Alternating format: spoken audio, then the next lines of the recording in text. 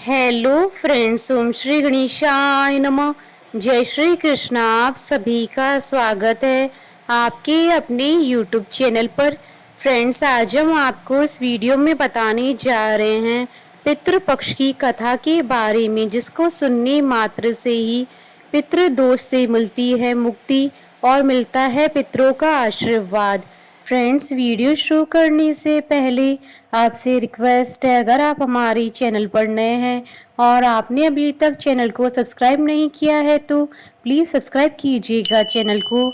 साथ ही प्रेस कीजिएगा bell icon को, जिससे नए वीडियो से रिलेटेड नोटिफिकेशन आपको तुरंत प्राप्त हो सके। और वीडियो पसंद आने पर वीडियो को लाइक और शेयर जरूर कीजिएगा, ताकि सभी भक्तों को इस वीडियो का लाभ प्राप्त हो सके। फ्रेंड्स, अब आइए प्रारंभ करें पितृपक्ष की कथा।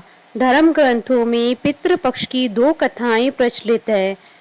पहली कथा, महाभारत के दौरान कर्ण की मृत्यु हो जाने के बाद जब उनकी आत्मा स्वर्ग में पहुंची तो उन्हें बहुत सारा सोना और गहने दिए गए। कर्ण की आत्मा को कुछ समझ नहीं आया, वह तो आहार तलाश रहे थे। उन्होंने देवता इंद्र से पूछा कि उन्हें भोजन की जगह सोना क्यों दिया गया। तब देवता इंद्र ने कर्ण को बताया कि उसने अपने जीवित रहते हुए पूरा जीवन सोना दान किया है, लेकिन अपने पूर्वजों को कभी भी खाना नहीं दिया है। तब कर्ण ने इंद्र से कहा, उन्हें यह ज्ञात नहीं था कि उनकी पूर्वज कौन थे, इसी वजह से वह कभी उन्हें कुछ दान नहीं दे सके।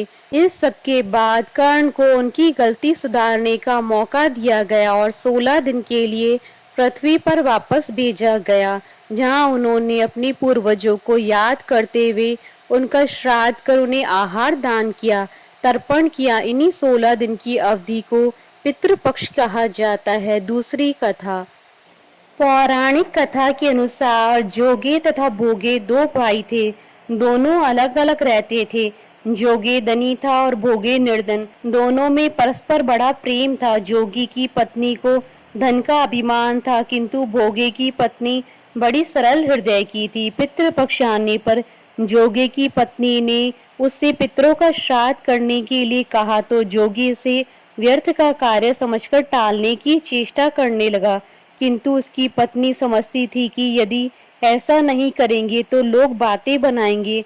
फिर उसे अपने मायके वालों को दावत पर बुलाने और अपनी शान दिखाने का यह उचित अवसर लगा।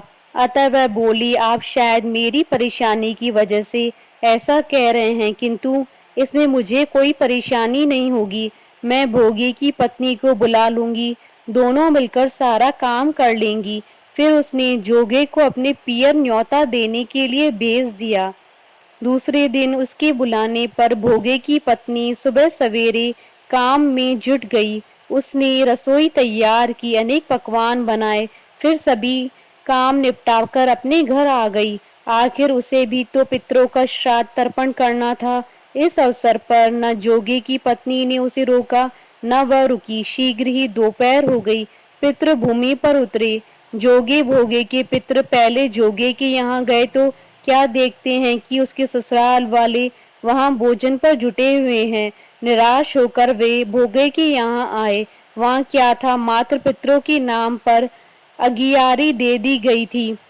पितरों ने उसकी राख चाटी और भूखे ही नदी के तट पर जा पहुंचे। थोड़ी देर में सारे पितर इकट्ठे हो गए और अपने अपने यहाँ की श्राद्धों की बड़ाई करने लगे। जोगे भोगे के पितरों ने भी अपनी आप बीती सुनाई। फिर वे सोचने लगे, अगर भोगे समर्थ होता तो शायद उन्हें भूखा न रहना पड़ता, मगर भोगे के घर में तो 2 जून की रोटी भी खाने को नहीं थी। यही सब सोचकर उन्हें भोगे पर दया आ गई। अचानक वे नाच नाच कर गाने लगे, भोगे के घर धन हो जाए, भोगे के घर धन हो जाए। सांझ हो गई। भोगे के बच्चों को कुछ भी खाने को नहीं मिला था। उन्होंने माँ से कहा, भूख लगी है। तब उन्हें टालने की गरज से भोगे की पत्नी ने कहा, जाओ, आंगन में होदी औंधी रखी है, उसे जाकर खोल लो और जो कुछ मिले बांटकर खा लेना। बच्चे वहां पहुंचते हैं तो क्या देखते हैं कि होदी मोहरों से भरी पड़ी है। वे दौड़े दौड़े माँ के पास पहुंचे और उसे सारी बातें बताई। आंगन में आकर भोगे की पत्नी ने यह सब कुछ देखा तो वह हैरान रह गई। इस प्रकार भोगे भी धनी हो गया, मगर धन पाकर वह घमंडी नहीं हुआ। दूसरे साल का पितृपक्ष आया। श्राद्ध के दिन भोगे की स्त्री ने 56 प्रकार के व्यंजन बनाए, ब्राह्मणों को बुलाकर श्राद्ध किया, भोजन कराया, दक्षिणा दी। जेठ जेठानी को सोने चांदी के बर्तनों में भोजन कराया। इससे पितृ बड़े प्रसन्न और तृप्त हो गए। हमारे साथ इस वीडियो में अंत तक बने रहने के लिए आपका धन्यवाद। ओम श्री गणेशाय नमः। जय श्री कृष्णा।